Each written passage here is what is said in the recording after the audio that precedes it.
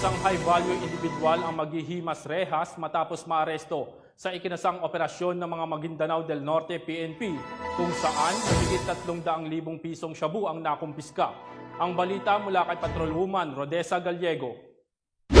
Nakumpiska ang 340,000 pesos halaga ng shabu at pagkaaresto ng isang high-value individual sa isinagawang bypass operation sa Barangay Semba, Dato Oden, Sinsuat, Maguindanao del Norte noong ika-3 ng Marso taong kasalukuyan. Kinilala ni Police Major Limuel June M. Sigua ang sospek na si alias Rudy, 58 anyos na residente ng 6 Road, Barangay Semba, Maguindanao del Norte.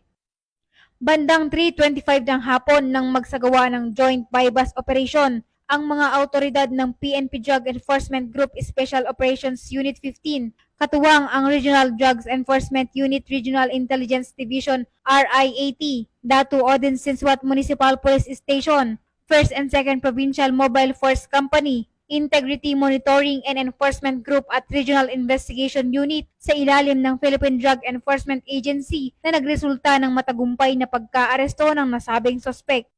Nakumpiska mula sa sospek ang isang piraso ng heat-sealed transparent plastic na pinaniniwala ang shabu na may bigat na 50 gramo at nagkakahalagang umaabot sa 340,000 pesos, isang piraso ng 1,000 peso bill, isang pistol caliber Colt 45, isang magazine at 4 na live ammunitions, isang belt bag at isang Honda XRM. Ang naarestong suspect ay mahaharap sa kasong paglabag sa RA 9165 o Comprehensive Dangerous Drug Act of 2002 kapag napatunayang nagkasala ito. Ang suspect ay nasa pangangalaga na ng Holo MPS at ang mga nakumpiskang ebidensya ay nasa kustodiya na ng PNP DEGSO O15 para sa dokumentasyon at tamang disposisyon.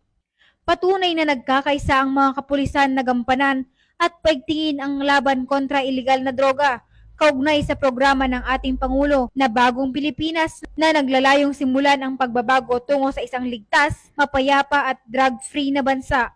Mula rito sa rehiyon ng Bangsamoro, ako ang inyong PNN correspondent, Patrolwoman Rodessa Gallego, alagad ng batas, tagataguyod ng Balitang Pulis. Maraming salamat, Patrolwoman Gallego.